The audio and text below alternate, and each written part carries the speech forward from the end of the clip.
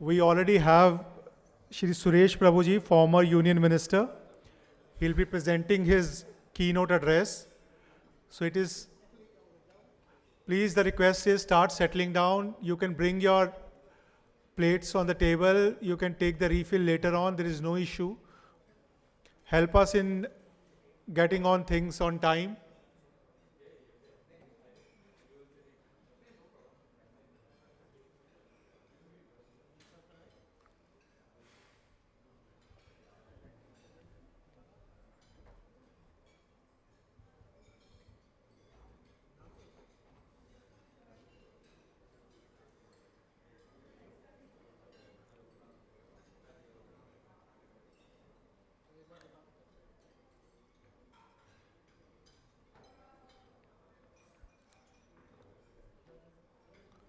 Hey Meta, call Hey Meta, call Utkarsh ONDC. Yeah.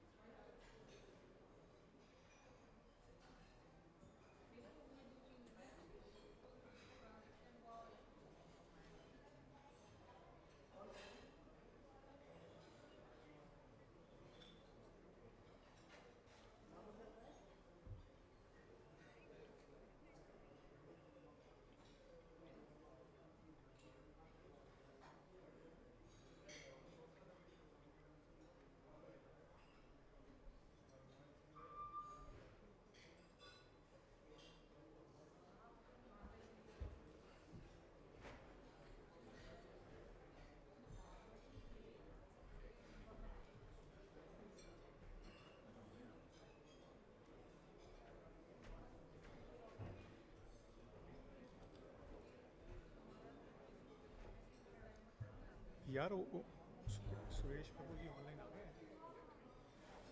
Can you check with your team?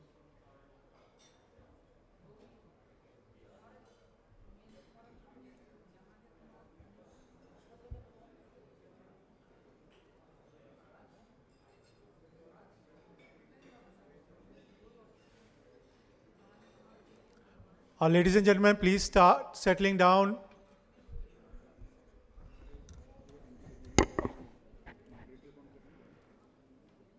इसे विभोर को लगा देना। हाँ, कोई नहीं, विभोर से बात करो। हाँ, सुनो सुनो सुनो, सुरेश प्रभु का चेक करो। We are all set. मैंने अश्विनी जी से बात करा दो, अश्विनी जी से बात करा दो।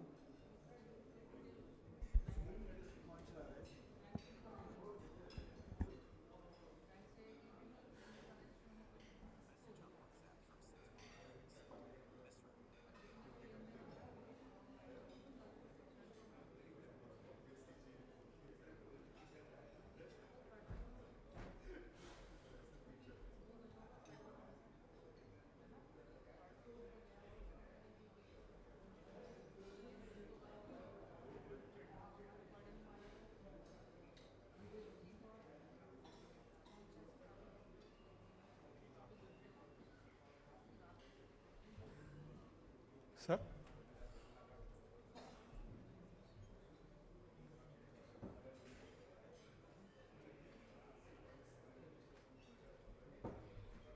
अनाउंस कर देना।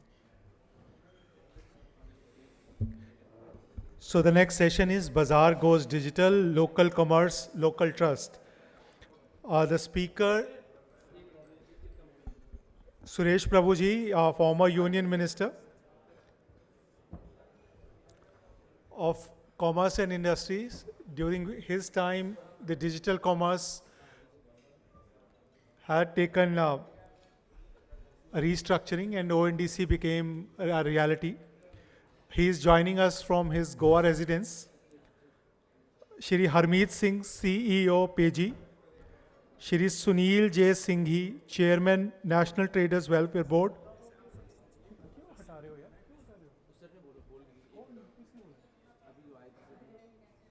पांच लोग हैं।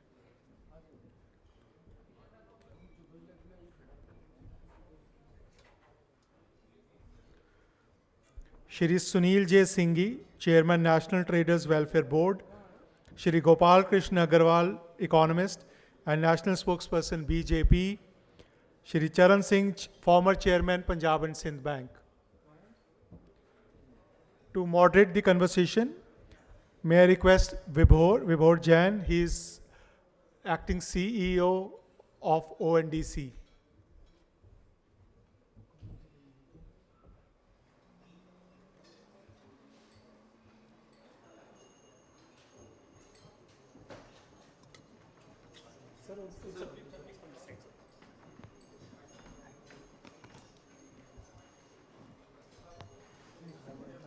So Vibhor, Suresh Prabhuji will give us a keynote address and just keep an eye on the timer.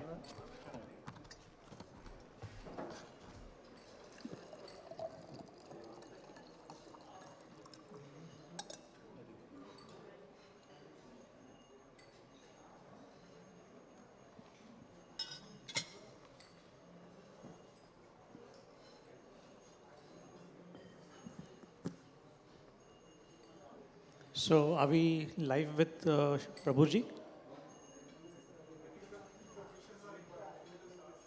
Shari? Okay, okay.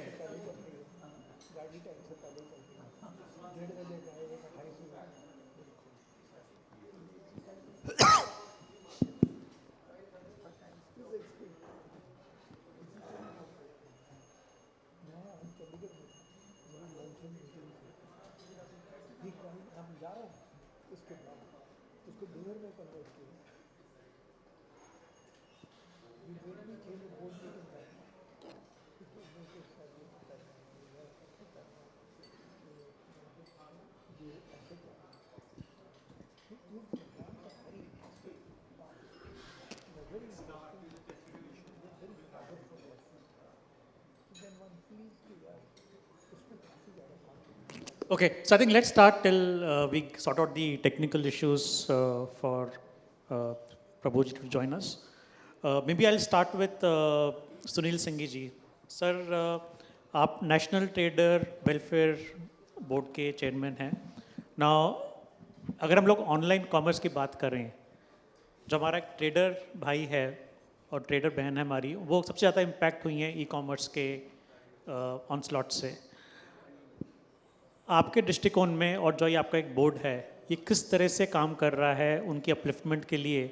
So one, they get a level playing field, और वो एक तरह से, क्योंकि डिजिटल जो एक जर्नी है वो फॉर गिवन है. Now with that sort of a context, how do we make sure कि जो हमारे ट्रेडर भाई बहन हैं वो इस मुहिम के साथ जुड़ सकें और अपने आप को डिजिटली इनेबल कर सकें? तो उस डायरेक्शन में आप लोग क्या कर रहे हैं सर? थोड़ा उस पर आप अगर लाइट डालें. आज डिजिटल तकनीकी एक बहुत बड़ी ज़रूरत बन गई है. हाँ जी. और भारत के करोड़ों व्यापारी इससे जुड़ना पसंद करते हैं, और वो एक छोटा व्यापारी भी देश के हर भाग के व्यापारी के साथ से जुड़ना चाहता है. लेकिन जिस ढंग से वो जुड़ने के लिए पहल करने की कोशिश करता है, लेकिन प्लेटफॉर्म इस प्रकार का अभी नहीं मिल पा रहा है. लेकिन आज मैं ONDC के माध्यम से ये बात कहना चाहता हूँ, जिसका क्योंकि हमने नेशनल ट्रेडर्स वेलफेयर बोर्ड, माननीय प्रधानमंत्री जी ने पहली बार ये व्यापारियों के हित रक्षा, सुरक्षा और कल्याण के लिए, अर्थव्यवस्था को बढ़ाने के लिए, और व्यापारी अलग अलग संस्थाएं तो बहुत है, अलग अलग एसोसिएशन भी है, चैम्बर्स भी है, लेकिन उनकी सरकार तक सीधी सेतु के रूप में एक बात को पहुंचाने का कोई सिस्टम नहीं था. वो सिस्टम हमने बोर्ड के माध्यम से किया है. और उसी क्रम में मैं आज ये कह सकता हूँ कि बोर्ड ने 2 साल में 28 स्टेट में और 5 यूटी में हमने अलग अलग व्यापारी एसोसिएशंस के साथ इस प्रकार की समिट की है और व्यापारी सम्मेलन किए हैं. वहाँ पर ये डिजिटल को लेकर हर एक के मन में एक प्रश्न है. एक तो उनको ये जटिल भी लगता है. शुरुआत में तो ऐसी भी बात आई थी कि ये ऑनलाइन हमारे लिए बहुत बड़ी चुनौती है, आप इसके ऊपर कोई ना कोई जो बाहर की कंपनियां, विदेश की कंपनियां कर रही है, उस पर कहीं ना कहीं रोक लावें और कोई ऐसा सिस्टम बनावे जिससे हम लोग भी जुड़ सकते हैं। तो ओएनडीसी एक बहुत बड़ा प्लेटफॉर्म बन रहा है और मुझे अब लगता है कि अब मैं भी उसके बोर्ड पर आया हूँ तो मेरा एक फ़र्ज भी बनता है। लेकिन आज लोगों की रिदम ये है कि वो डिजिटल जुड़ना चाहते हैं और देश जिस ढंग से आगे बढ़ रहा है उसमें भारत सरकार के अलग अलग हम समझते हैं आयाम के माध्यम से भी डिजिटल इंडिया के साथ लोग जुड़ना चाहते हैं। लेकिन यदि हम विश्वास, सुविधा और अवसर इन तीनों को एक स्तंभ के रूप में तैयार करके और उन लोगों को अगर अपन ये अवसर देंगे तो क्योंकि उनको टेक्निकली कुछ ना कुछ प्रॉब्लम आ रही है, तो उसमें अगर हम समावेशी इस ढंग का सिस्टम करके और चाहे ट्रेनिंग के माध्यम से या, लेकिन ये बात सत्य है कि हर एक व्यक्ति अब डिजिटल के साथ जुड़ने के लिए तैयार है, लेकिन उसको कैसे जोड़ना उसके बीच में बहुत बड़ा गैप है और उसके लिए हमको फील्ड में जाना चाहिए। और मेरा अनुभव ये है कि फील्ड में मैंने पूरे देश में 370 से 80 प्रोग्राम किए हैं, उसमें व्यापारियों के साथ सीधी कनेक्टिविटी हुई है। लेकिन छोटा व्यापारी भी चाहता है कि हाँ हमको डिजिटल होना चाहिए, किराना का व्यापारी भी चाहता है कि हमको इस तरह से आगे बढ़ना चाहिए। Thank you, Singhvi ji. I think now we have Shri Suresh Prabhu ji online with us. Very good afternoon, Suresh Prabhu ji, and thank you for joining us. Sir, यहाँ पे हॉल में जो लोग हैं ये आपसे जानना चाहेंगे कि एक लोकल कॉमर्स और एक लोकल ट्रस्ट का जो एक मुहिम चल रही है, बिकॉज ये ई कॉमर्स के एक जनरेशन में how do we retain that local commerce, local trust? We will like to hear from you in your keynote address. What are your thoughts and views in terms of how can we really leverage local commerce, local trust in the era of e-commerce? Suresh Prabhu ji, आपके। देखिए, बहुत बहुत धन्यवाद। मैं बहुत बहुत धन्यवाद और मैं आपको पहले ही आपका अभिनंदन भी करना चाहूँगा कि आपने ऐसे अच्छे विषय के ऊपर इस तरह की संगोष्ठी का आयोजन किया और इतने अच्छे लोग भी यहाँ पर मौजूद है, उसमें सम्मिलित हुए हैं, तो सभी को मैं बहुत धन्यवाद भी देना चाहता हूँ। मेरे मित्र अश्विनी महाजन जी हमेशा ऐसे काम करते आए हैं जो अलग सोच के देश के हित में क्या करना चाहिए उसको सोचते हुए हमेशा ही ऐसा काम करते हैं।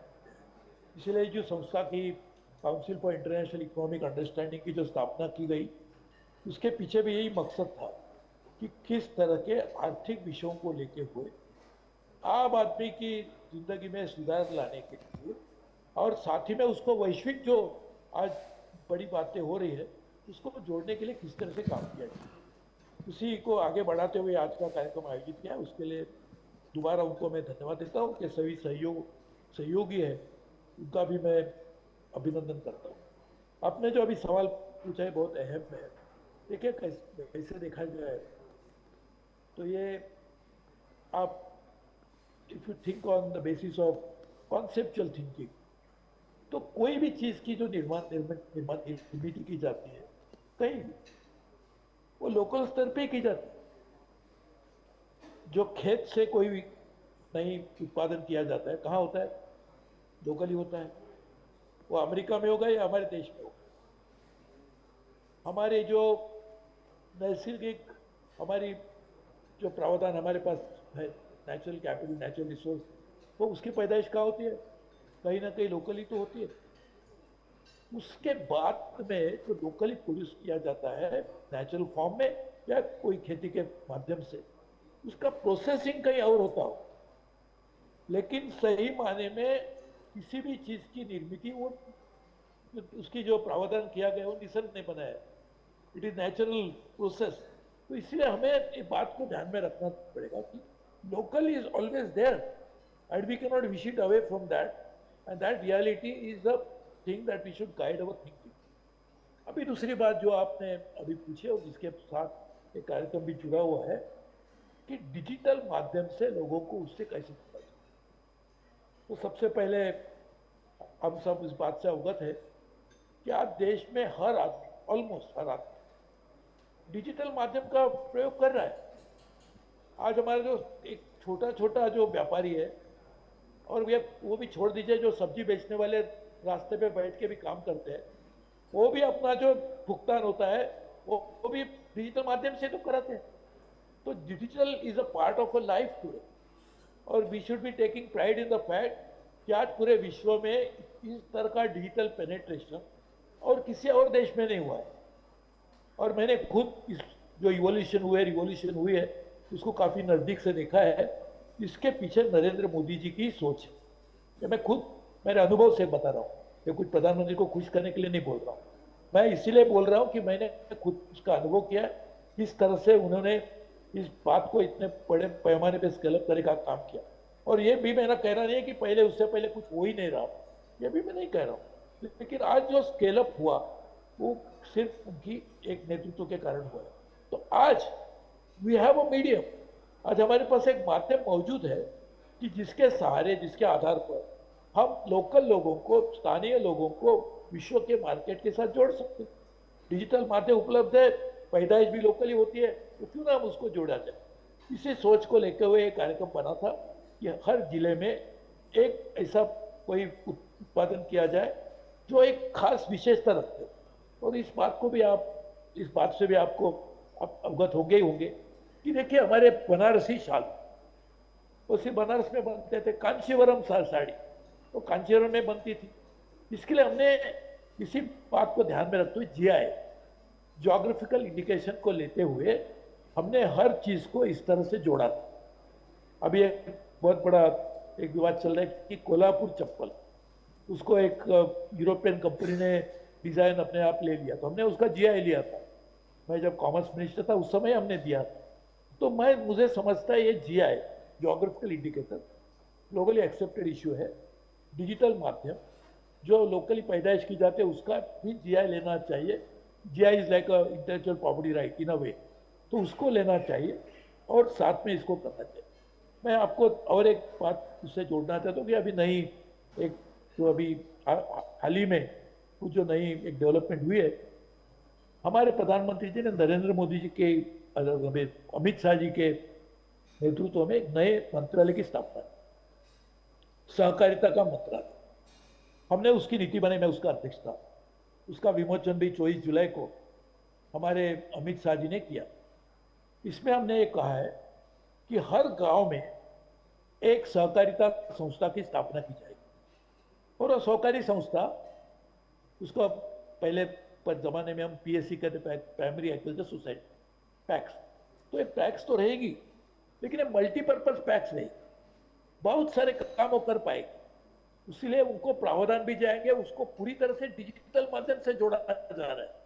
नाबार्ड पूरी पैक्स का कंप्यूटराइजेशन का काम बड़े जोर से काम चल रहा है, तेजी से काम चल रहा है।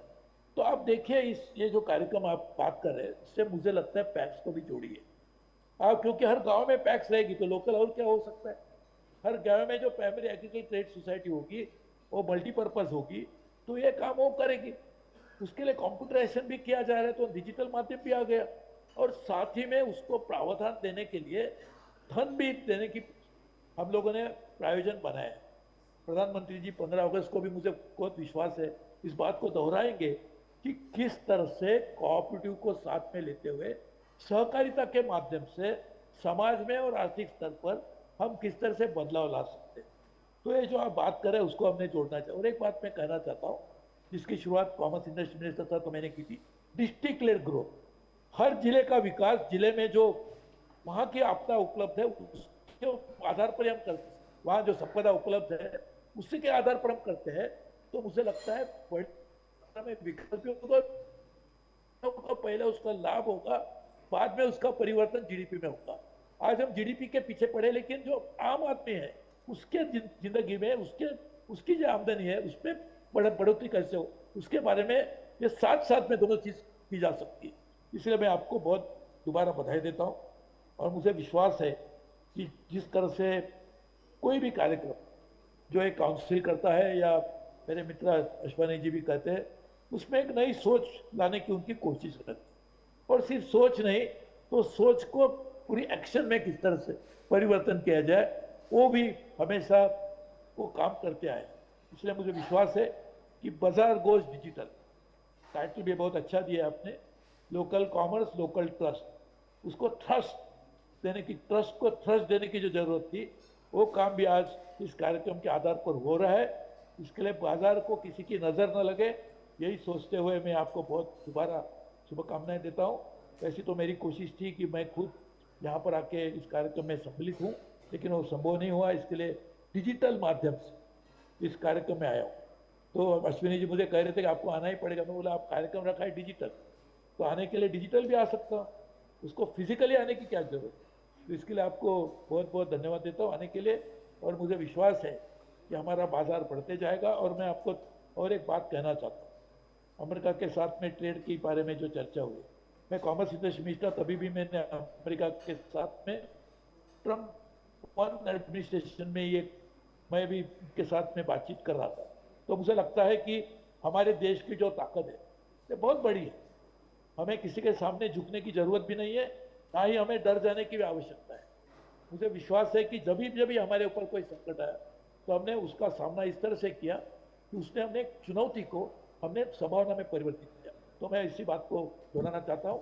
आप सबको शुभकामनाएं, और मुझे विश्वास है कि आप सब मिलकर काम करेंगे तो हम बहुत बड़ी मात्रा में एक अच्छी उपलब्धियां भी पा पाए। बहुत बहुत धन्यवाद। जय हिंद। धन्यवाद सुरेश प्रभु जी। आई थिंक जो आपने एक डायरेक्शन दिया है in terms of the thrust that needs to be brought towards the trust, I think that will go a long way. And thank you so much for joining us, Prabhu ji. Thank you so much. Harmeet जी, सुनील जी ने बात की trader की, छोटे व्यापारी की, सुरेश प्रभु जी ने भी बात की। Now you deal a lot with small traders, आप उनको डिजिटाइज करते हैं, आपकी कंपनी पेजी जो ये enable करती है। What sort of challenges do you really foresee when you engage with such traders, with small retailers? And what is your advice that what aspects should be kept in mind to build that local trust when we take them digital? So how do we really balance it out in terms of trust, making them digital? How do we sort of balance this out? Yeah, I think so Singhi ji told right now is basically like even small traders, okay, they also want to become the digital, because as of now, like world, if you want to grow, you have to be digital, okay. So like what we face as a payment gateway company when we approach any small traders and okay, small merchants, okay, so there I think there is a fear, like some lack of confidence, I can say. Okay, so one is like they may feel like they may lose money also, okay, when they go digital. Okay, even like the transparency and all, like there are some issues. So how we build this this kind of trust is like we solve these kind of issues with, you can say, 50% through trainings. Okay, so we have on-ground team like who are in touch with small traders, so they used to give the trainings to the small merchants. So even like that, so trust will not come like even when we onboard them, okay. So you see like when I will see, okay, if I have onboarded, that means I have win their trust. Okay, it is not that. So when they start doing even the transaction, okay, so even like their products are getting sold out, okay. So thereafter also there are some challenges, okay, like for example, refund, return, okay. So small traders, they don't know how the refund process, how the return process will happen using the digital platforms. So there, like once we give them the basically very simple way of doing the return, providing them the good logistics and all, okay, where they see like the money is getting refunded and whenever it is getting sold out. Okay, so there I think we feel like we can get more trust from the small merchants. Yeah. Thanks Harmeet. चरण सिंह जी, आपके पास आऊँगा मैं अब। Obviously आप Punjab and Sindh bank के former chairman रह चुके हैं सर। जो हरमीत जी ने बात की in terms of trust and digital, right, there is an important play of fair play which comes in to build that trust, right? Now banks obviously play a very significant role in bringing that trust and that fairness part of it. What in your view, how can technology enable that fair play in commerce which could then help build trust amongst the stakeholders? So we'll invite your thoughts on that, sir. So thank you very much for this question and getting me over. As you know that not only I was chairman of Punjab Sindh Bank for 5 years, I was also working in the Reserve Bank for a very long time, from 1984 onwards. उस time पे computerisation तो नहीं हुआ था 84 में, हाँ जी। और उस टाइम पे जब बैंकिंग की कंप्यूटराइजेशन करनी थी तो बहुत बड़ा ट्रस्ट का मामला था। अब तो आप जानती हैं चेक चलता ही नहीं है, वो मनी ट्रांसफ़र हो जाता है क्लिक पे, सारा ट्रस्ट पे चल रहा है। और कितना कॉमर्स, कितना मूवमेंट ऑफ मनी एक क्लिक ऑफ द बटन पे चलता है, किस तरीके, कितने कॉन्फिडेंस के साथ पैसा ट्रांसफ़र होता है, और अगर कहीं गलत एरर हो जाए तो वापस भी आ जाता है। वो सारा ट्रस्ट बना है। ट्रस्ट बनाने के लिए रिज़र्व बैंक को शुरू में काफ़ी मेहनत करनी पड़ी। रेलवेज़ ने काफ़ी उस टाइम पे हेल्प किया था, टिकटिंग जब शुरू हुई तो वो तो पुरानी कहानी है। उसके बाद कमर्शियल बैंक्स ने किया। पर ये जो सुरेश प्रभु जी अभी कह रहे थे ना, वो बात बहुत अच्छी उन्होंने कही। आप जानते हैं जनधन योजना के नीचे हमने 55 करोड़ लोगों को जोड़ा है जो एकदम गांव-गांव में बसे हुए हैं। और जो ONDC का अभी लक्ष्य है, और स्मॉल फर्म्स और स्मॉल MSMEs को साथ जोड़ना है, तो वो भी तो गांव-गांव में बसे हुए हैं। और जब हमने जनधन अकाउंट गांव-गांव में जाके करने शुरू किए, उनके साथ कैसे ट्रस्ट बनाया ताकि वो हमारे साथ जुड़ सकें और हमारे साथ ट्रांजैक्शन कर सकें, और वो कर रहे हैं ट्रांजैक्शन। तो ये भी एक बात बहुत सोचने वाली है कि कैसे छोटे छोटे गोलगप्पे की दुकान, रेडी वाले, पटरी वाले, वो भी अपने पास ही अपना रख के बैठे हैं QR कोड, वो भी तो ट्रस्ट पे सारी ट्रांजैक्शन हो रही है। तो मुझे लगता है ट्रस्ट बनाने में एज अ बैंकर हमने जो सीखा है कि एकदम रातों रात नहीं बनेगा।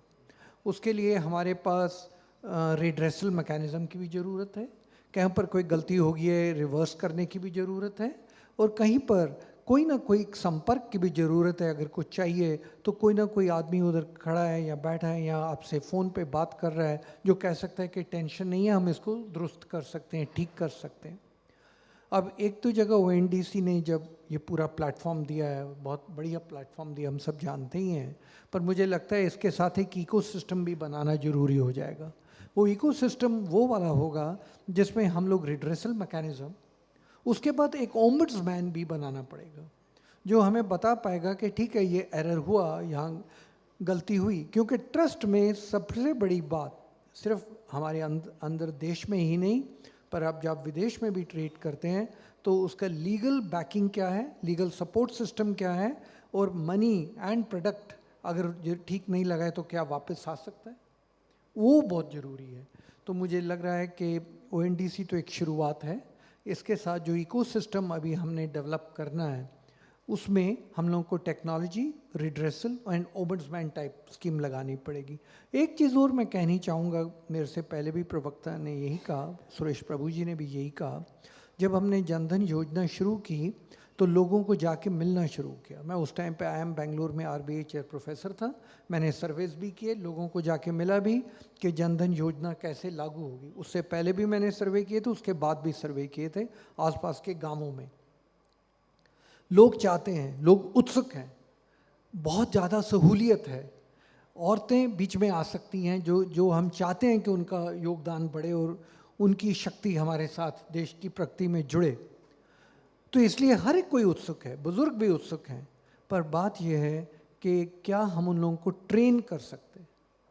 तो बैंकिंग कॉरस्पॉन्डेंट्स जो हैं, जो इस टाइम पे पूरे देश में फैले हुए हैं, गांव-गांव में हैं, उनका बहुत अहम रोल होगा।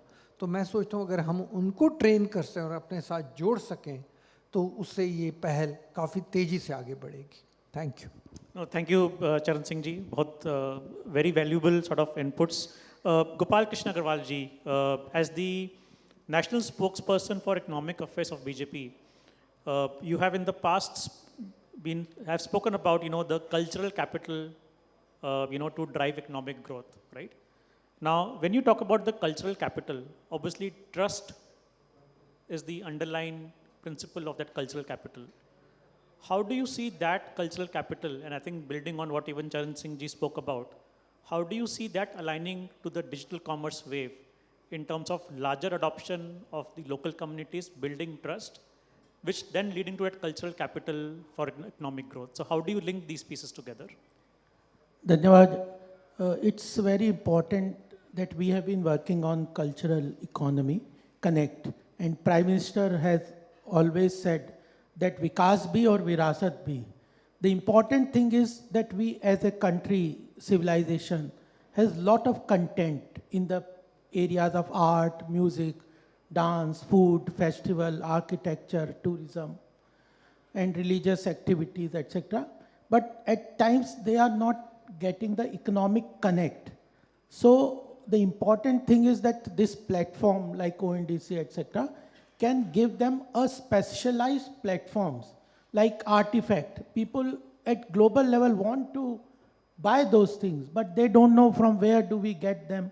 And even those, even remote areas, we have been moving to so many areas across the country where very important and very good work is being done on various products, like GI product is also an important. So give them specialized platforms where there can be authentication of those products, artifacts, then music instruments, food items, handicrafts, all this. So I think this is one area where India's cultural potential, if they get the economic connect to an online platform like ONDC, specialized platforms, then it will give a big boost to that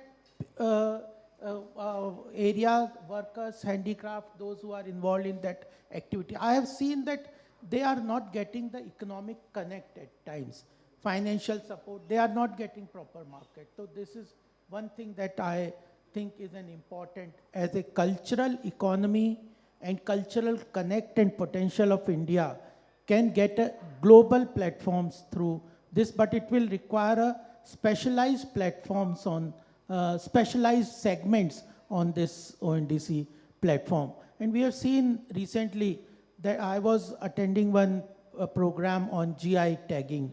So initially it was only, it was less than 100 products that were GI tagged in India for last almost 60 years. Now in this 8 to 10 years, almost 350 items have been given GI tag, and now the target in coming 2-3 years is about 10,000 products like Banarsi sarees and other thing only. So there's an immense potential there. I think cultural content can provide good connect and economic activity to the people. No, thank you so much, Gopalji. Sunilji, coming back to you. And I think just building on what Gopalji also mentioned in terms of the cultural connect, right?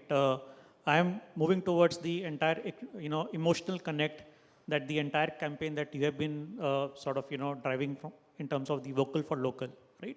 Now, vocal for local is a great emotional connect building on top of the cultural connect, which, Gopalji spoke about. How do we convert that emotional connect into more on-ground reality in terms of activating the traders to start adopting digital? Because obviously vocal for local is a great initiative in terms of building that emotional connect, but still a bit far away in terms of they adopting digital technologies. So उन digital technology को adopt करने के लिए आपके हिसाब से क्या क्या स्टेप्स लेने चाहिए सरकार को या सब हम सबको, जिससे कि वो अचीव कर सकें हम लोग? एक पूरे देश में वोकल फॉर लोकल का अभियान लेके हम हर प्रदेश में गए। अभी 6 जुलाई को माननीय पीयूष गोयल जी के नेतृत्व में हमने श्रीनगर में भी ये कार्यक्रम किया, और आप खासियत देखिए कि वोकल फॉर लोकल को लेकर वहाँ पूरा व्यापारी उस जगह उपस्थित था। उसी क्रम में मैं कह सकता हूँ कि पूरे भारत में कन्याकुमारी तक ऐसे हम कार्यक्रम कर रहे हैं जिसमें लोगों की इतनी बड़ी भीड़ आ रही है, और हम शपथ करा रहे हैं। भारत की शपथ के नाम से हम 20 पॉइंट पर वो शपथ करा रहे हैं। मेक इन इंडिया की बात कर रहे हैं, मेड इन इंडिया के साथ साथ वेड इन इंडिया, यानी आप शादी ब्याह भी करें तो लोग अपने देश में करें जो लोग परदेशों में जाके करते थे। उसी तरह से 1 डिस्ट्रिक्ट 1 प्रोडक्ट की भी हम शपथ दे रहे हैं। हम कह रहे हैं कि आने वाले समय में बाज़ार में जिस प्रकार से एक चुनौती आई है, और ये टैरिफ को लेके भी जिस प्रकार की चर्चा विचारणा हो रही है, तो इसमें जैसे अमेज़न को लेकर आजकल हमारे को व्हाट्सएप में इस प्रकार के मैसेज आ रहे हैं कि ये तो आप जब वोकल फॉर लोकल की बात करते हैं तो ये तो स्वदेशी नहीं है, ये तो विदेशी है। तो ये राइट टाइम है इसको जन आंदोलन के रूप में हमको लेना पड़ेगा। और वोकल फॉर लोकल के साथ जब हम 20 चीज़ों की शपथ कराते हैं, उसमें सबसे बड़ा इफेक्ट होता है व्यापार।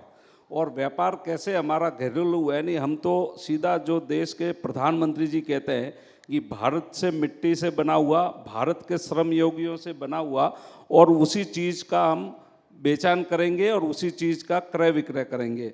और इवन दिनचर्या में घरेलू चीज़ में भी हम विदेशी चीज़ का त्याग करेंगे। तो इससे ही हर एक व्यक्ति जुड़ने के लिए, और हम वोकल फॉर लोकल की भी शपथ कराते हैं और डिजिटल होने की भी हम शपथ करा रहे हैं। जब देश का व्यापारी सामूहिक रूप से शपथ ले रहा है डिजिटल होने के लिए, तो उनको वोकल फॉर लोकल के लिए ऐसा प्लेटफॉर्म हमको देना पड़ेगा, जैसे पीएम गति शक्ति का कार्यक्रम है या अलग अलग प्रकार की सरकार की योजना है, उसको डिजिटल लिटरेसी की बहुत ज़रूरी है। और उसके लिए ऐसे ऐसे सेमिनार करके और लोगों में अवेयरनेस करके, जागृति करके, जैसे हम इतनी बड़ी संख्या में पूरे देश में कार्यक्रम कर रहे हैं, उसी तरह से अगर आपने डिस्ट्रिक्ट हेडक्वार्टर पर इस प्रकार से कार्यक्रम किया और उसमें डिस्ट्रिक्ट एडमिनिस्ट्रेशन को जोड़ दिया, और इसी क्रम में मैं वोकल फॉर लोकल को लेकर एक भारत सरकार की एक योजना है कि हम बाजार हाट लगाने के लिए, तो मैं अभी उदयपुर कार्यक्रम में गया था, उदयपुर कलेक्टर के सामने मैंने ये बात रखी और उनको जम गई, उन्होंने एक स्पेस दे दी, क्योंकि उदयपुर में पूरे भारत से टूरिस्ट नहीं, वर्ल्ड से टूरिस्ट आता है। तो उनकी ब्रांड को बेचने के लिए एक बढ़िया मौका, वहाँ पर हर आदमी सिटी में तो अंदर नहीं जा सकता, होटल घूमने के लिए जाता है, तो वहाँ पर अब हाट लगना चालू हो गया है, उसका नाम ही हमने वोकल फॉर लोकल ले लिया है और लोग वहाँ जाके खरीदी करते हैं। तो मुझे वहाँ के कलेक्टर ने अभी रिसेंटली बताया कि इस प्रकार से पूरा सिस्टम और सारा पेमेंट डिजिटल हो रहा है। आप सोचिए कि वोकल फॉर लोकल का अभियान ही अपने आप में अपनी भारत की अर्थव्यवस्था को बढ़ाने में बहुत बड़ा हिस्सा हो सकता है, और लोग जुड़ रहे हैं। और ऑपरेशन सिंदूर के बाद ये जो माननीय प्रधानमंत्री जी ने मन की बात से भी कहा और हर बार कहा कि वोकल फॉर लोकल हमारी अर्थव्यवस्था के लिए और भारत की श्रीमती के लिए और विकसित भारत के लिए बहुत ज़रूरी है। उस क्रम में मैं कह सकता हूँ कि वोकल फॉर लोकल के माध्यम से हम डिजिटल इंडिया को जोड़कर और व्यक्तियों को ट्रेनिंग देना बहुत ज़रूरी है।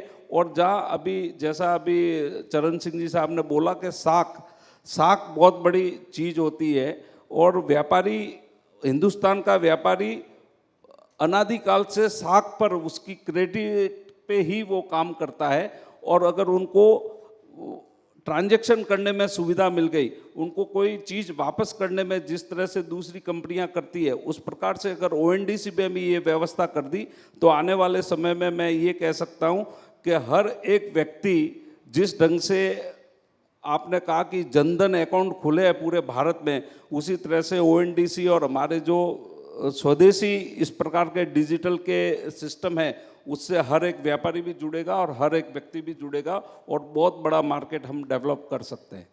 Thank you Sunil ji, thank you so much.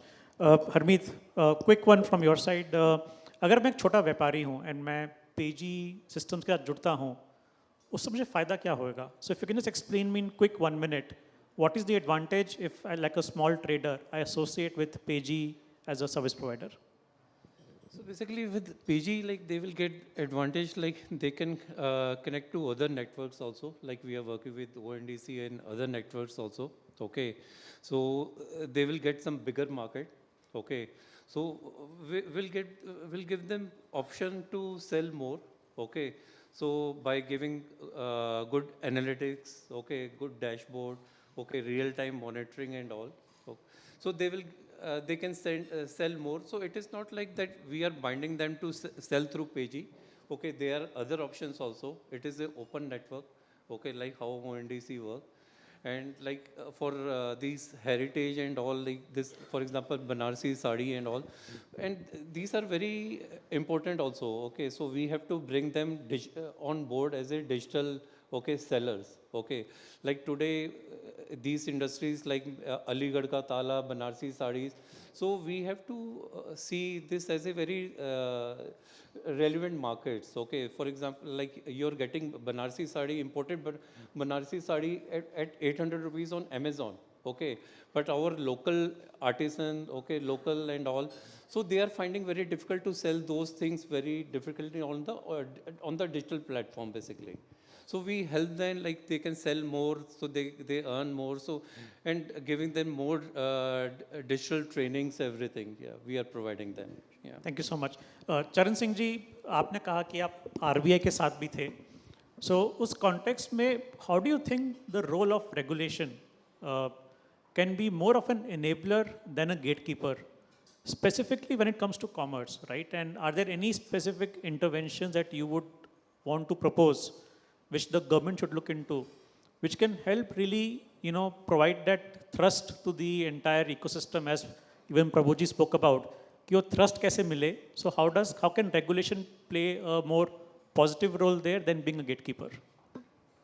इसमें दो तीन चीज़ें हैं। एक बात तो मन में रखिए कि जो रेगुलेटर होता है वो एक किस्म का ट्रस्ट बिल्ड करने में बहुत एडवांटेजेस होता है।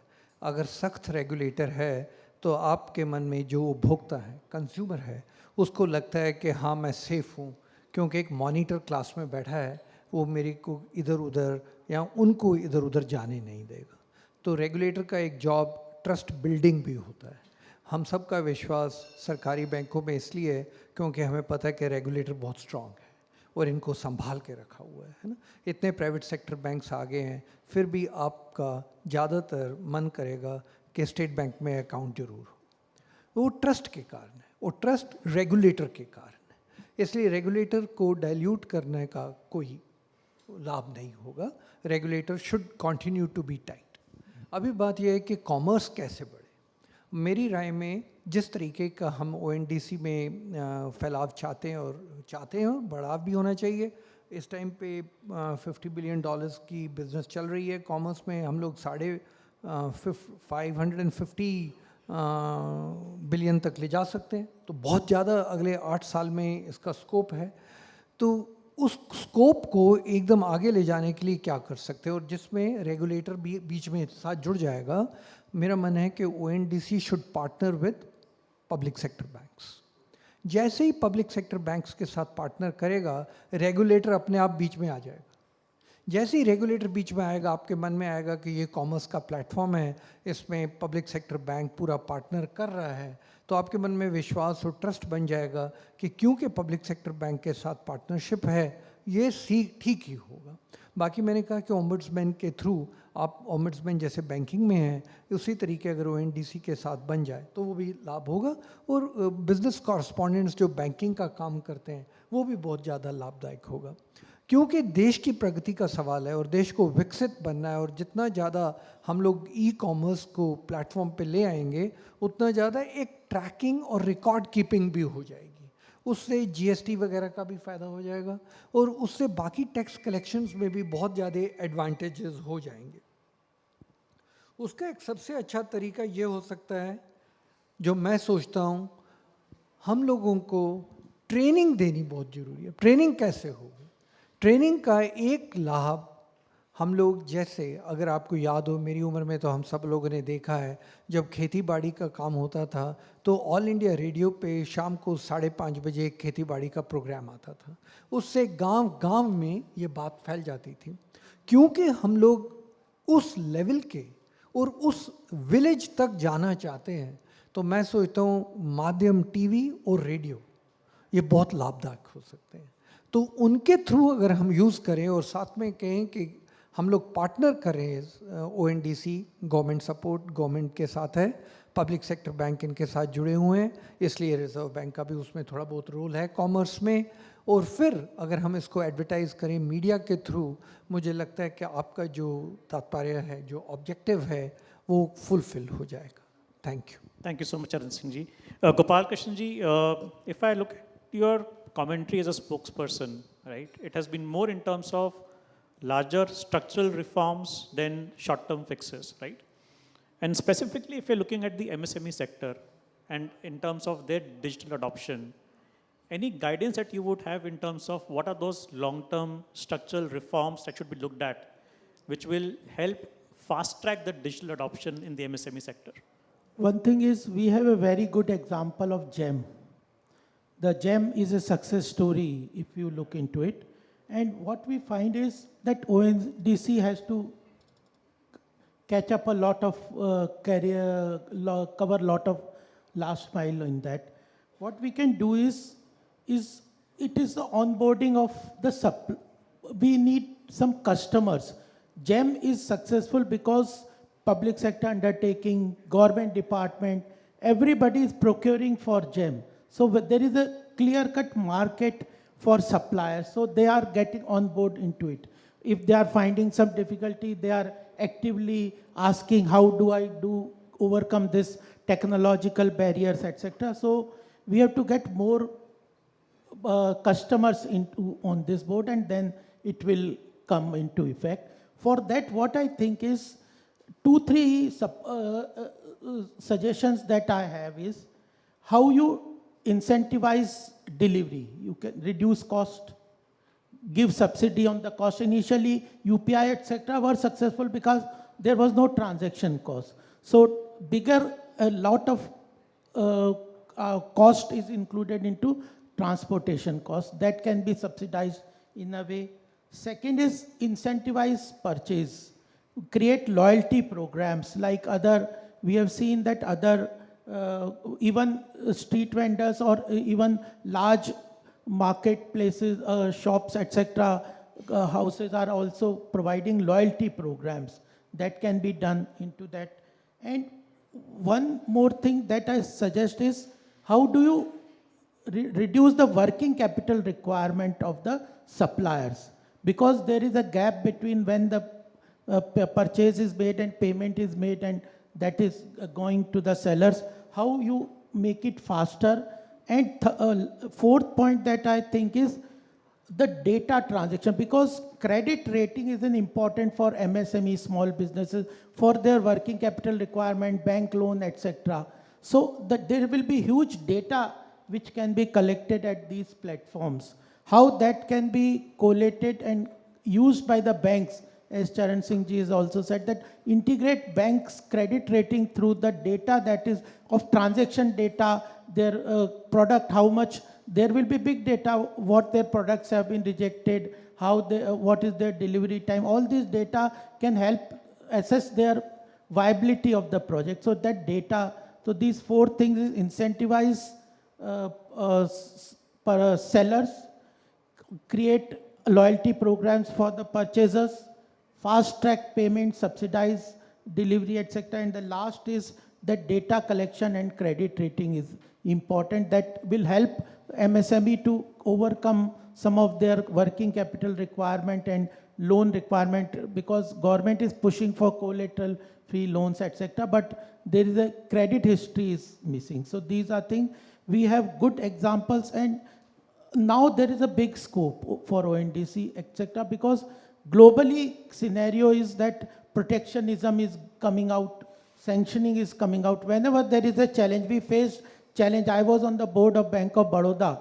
That time we faced a challenge of sanction, that clearing was not being done through SWIFT, because if we purchase from Iran or some countries where sanction is there. So that was one bottleneck, and Ministry of Finance came out with a solution that we should work out an alternative settlement system. So protectionism is going to stay, and these kind of things which give an opportunity. And as I said, for the cultural segment, we can have specific, because government is focusing a lot on self-help group, cooperative sector, and this farmer producer organization. We can have separate segments for these, particularly for cooperative, specific segments for cooperative, self-help group, and FPOs, etc.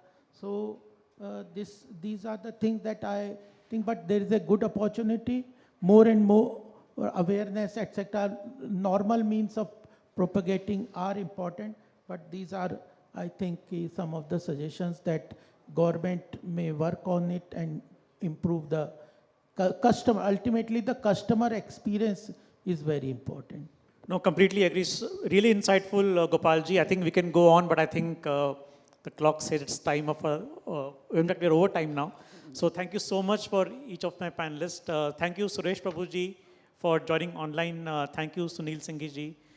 Thank you, Harmeet. Thank you, Charan Singh ji. And thank you so much, Gopal Krishnan ji. Thank you so much. Thank you, audience, for being a patient, giving it a patient hearing. Thank you so much for this.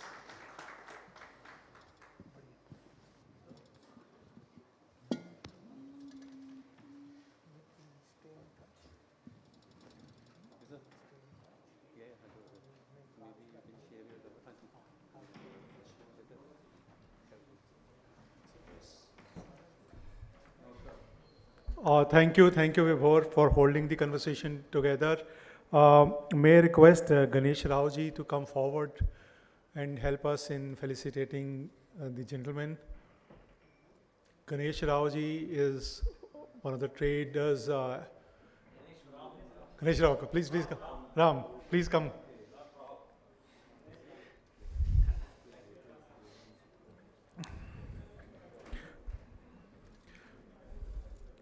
Gopal Krishna Agarwal ji, National Spokesperson, BJP. Thank you. Thanks for taking your time out.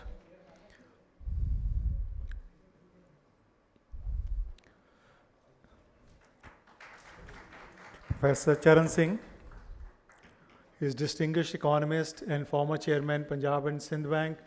Now he also runs a think tank called IGRO.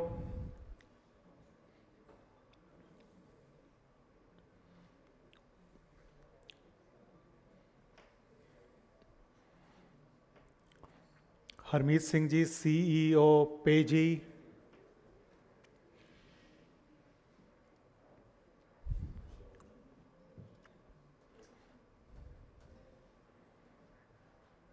Shri Sunil J. Singhi, Chairman, National Traders Welfare Board, Ministry of Commerce.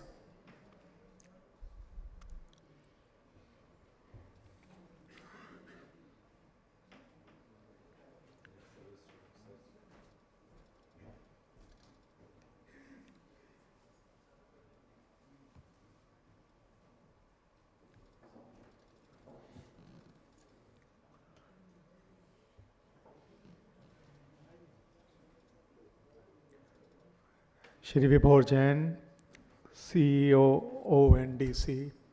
Ladies and gentlemen, thunder of applause for the wonderful insights the gentleman has given us.